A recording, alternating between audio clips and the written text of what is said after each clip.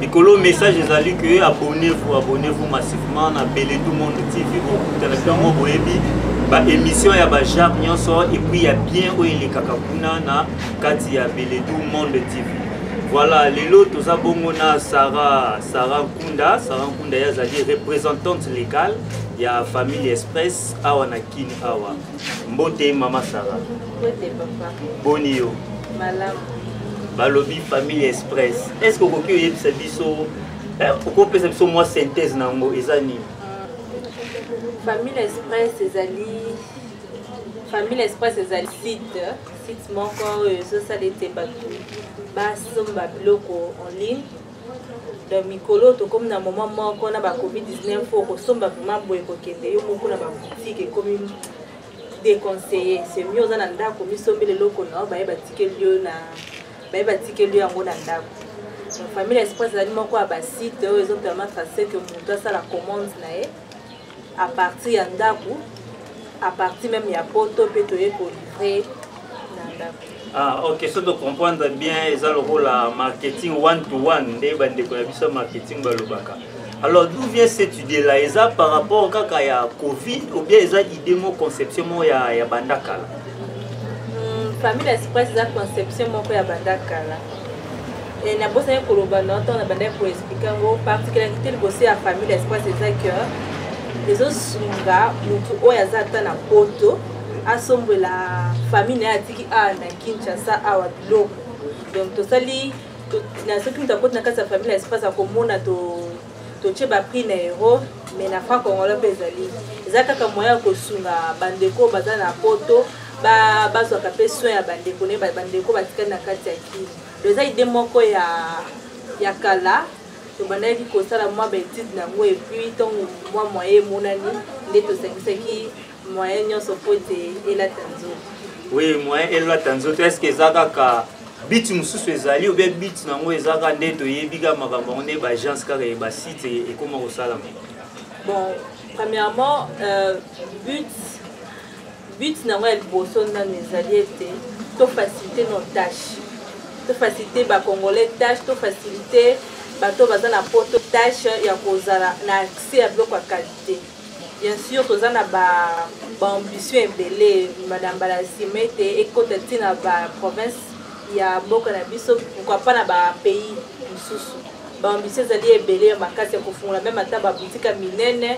En tout cas, il y a un maximum il y a biloko. Pourquoi pas tout comme on colla à Bali Baba, votre monaka Amazon. Donc ambition ça Minene mais le Obama carte au petit à petit. Objectif est là pour ça la profit pour avoir des gains ou bien ils en ont secret sous na simana. En fait, objectif nangoza premièrement parce que l'idée li bosala qui tout faciliter ba diaspora ba bazana poto ba bandeni ko sunga bandeko na bomba za awa. Moni kuna na poto continue chaque fois bongo ba traçabilité tikalaka.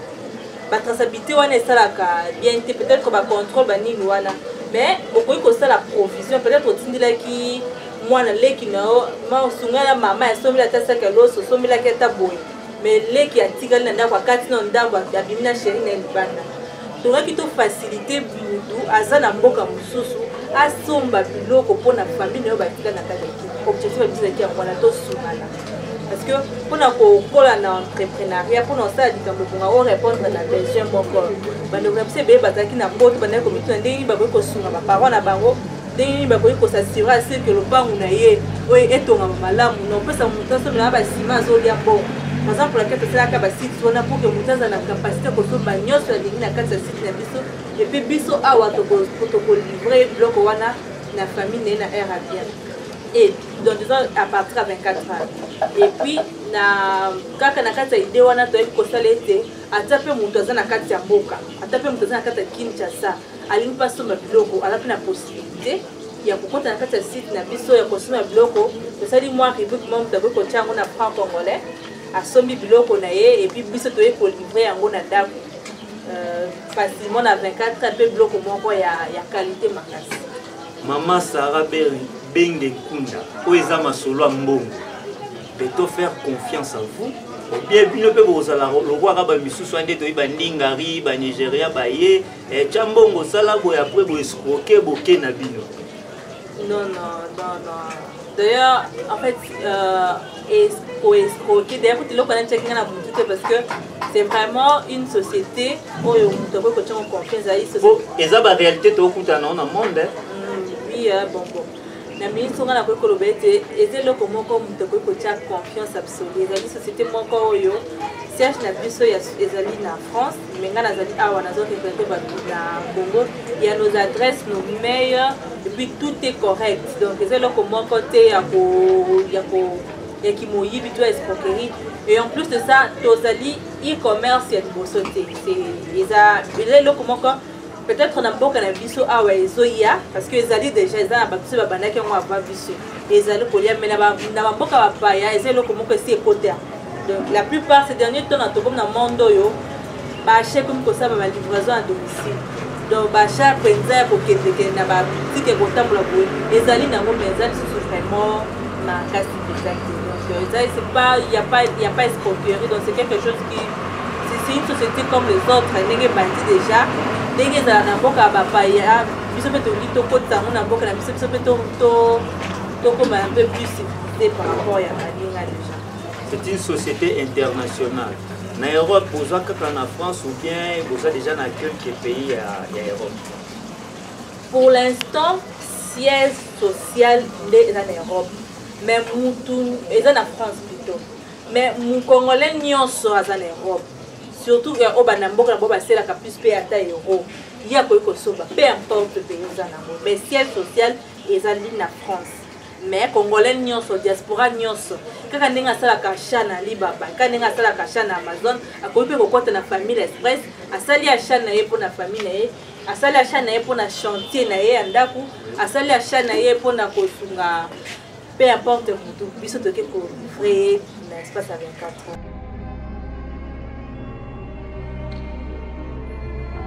Ouais, si quoi produit neza multi-service ou bien la catégorie de produits autocookés qu'on soit plus dans la carte.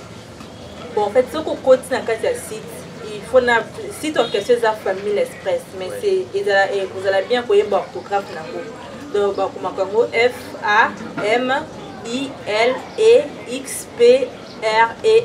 Donc, famille na elle moko pour bâtir Express na suka. Okoki obandela molo pour mutunyo sans attendre kono. Oui, ils allaient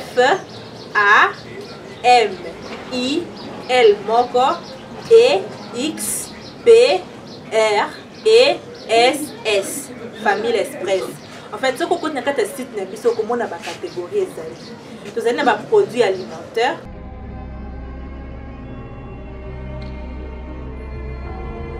Nous avons des produits hygiène ménagère.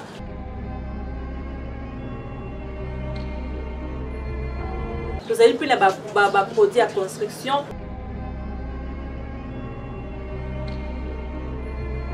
Donc nous avons des blocs nyonso. Tout aussi ma catégorie nyonso. Donc muto alinga c'est la famille d'improvision ya komona muto alinga tonganda kwa za kosa suma ba ciment alinga suma mabaya alinga suma boye ba chantier akoti akomona bloc wana muto o alinga samba bloc ya hygiène asomba ba désinfectant alinga somba elamba kolata alinga somba perruque alinga somba bloc à maquillage akoti na kata site na biso akomona nyonso pe tozana ba prix moko vraiment abordable parce que tout ça pour travailler na ba fournisseurs ba grandes entreprises ça la carte en boka na biso donc tout que ba prix encore vraiment abordable puis bloc ya qualité. Oui, prix abordable wane loba makende tout monde a toujours sol mais surtout que sol donc tout monde a kitaraté matara boté na ba prix moko ndenge obi abordable ya sol ou bien bo bakisi moi ba transport na bino déjà na kati. Non, toché bas prix abordable. En fait, pour la livraison, normalement, pour la promotion, ils appellent le mot durant ces 3 mois ici, tout ça, la promotion, ceux qui montent ça, la chaîne est à partir à $25 déjà, donc livrer gratuit. Mais c'est vrai que frais à livraison, ils ont au moins $6. Dans le temps normal, c'est $6, mais pour l'instant, tout ça a pris des appuis promotionnels. Donc, ce qu'on sait, lui, aussi, maman, ça, quand l'eau, ce sont liés, bondou. osombi sima mpona nini na yo soki eleki fait $5 tokoya kotikela biloko na yo gratuitement mais soki eza na se nango wana nde ekosenga obakisa $6 mpona koya livraison donc transport ezalaka à part. Merci. Na Europe peut-être oui ça va mais boyebi ba réalité na biso ya kin awa est-ce que ba engin ba matériel o eza kezo meme comme ça ba produit eza en bonne qualité ou bien toujours na style na biso ya kin air moko carburé sinon na nzela moko crevaison ou bien besoin assurer biso que eza vraiment na ba bonne qualité ba engin o ezo sala ba transaction. En fait, pour le transport, en réalité, le transport, c'est quelque chose qui est vraiment, alors vraiment biso. Donc, tout le matériel, nous sommes jeux pour que le bloc comme un bon état et puis na air normal.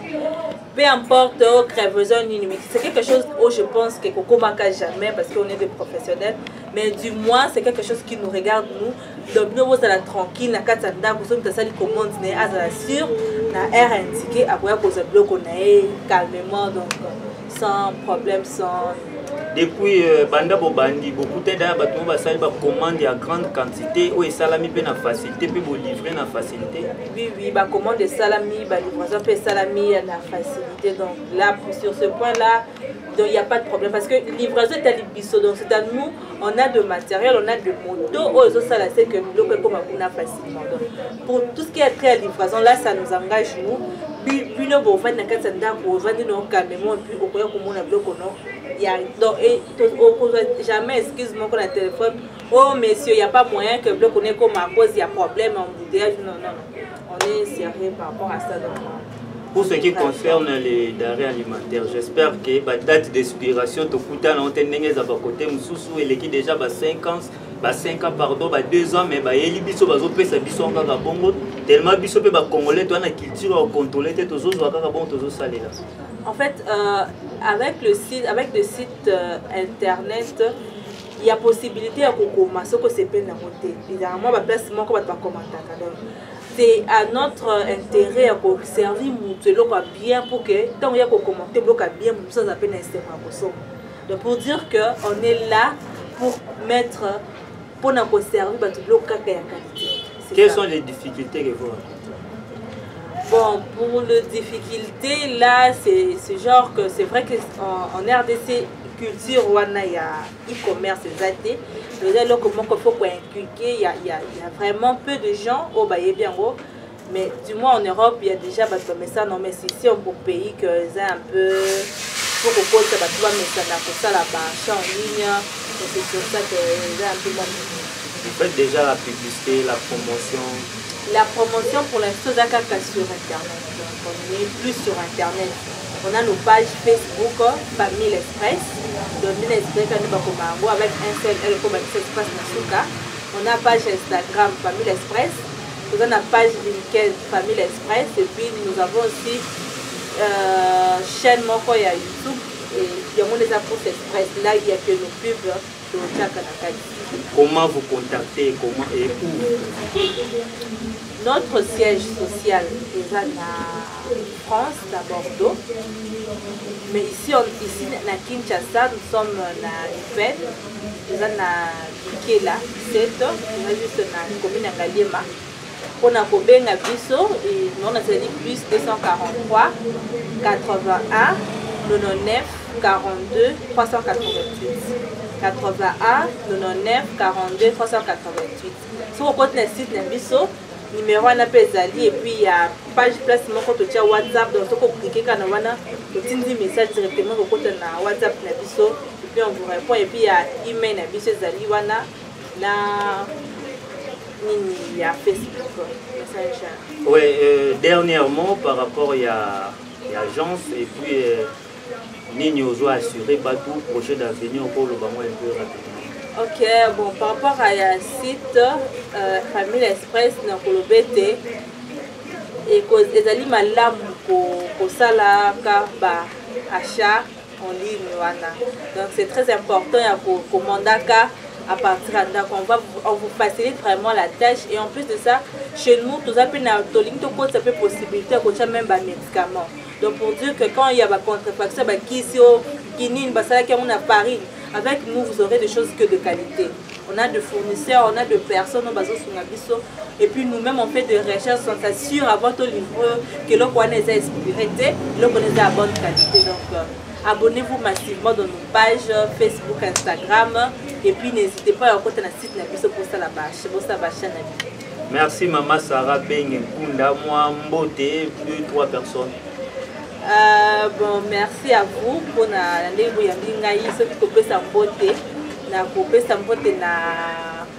associé na ngai partenaire na muto azosala ngo o travailler na plus ses alliés Edwin Beledou en France puis na kopesa mbote na kolo chaîne tozali Patricia Beledou na bosanité mobile na ngai tonton Kunda et puis toute la famille Beledou, ma maman et puis donc bisous à tout le monde et puis mon petit bébé Samuel Kunda qui est à na mbote.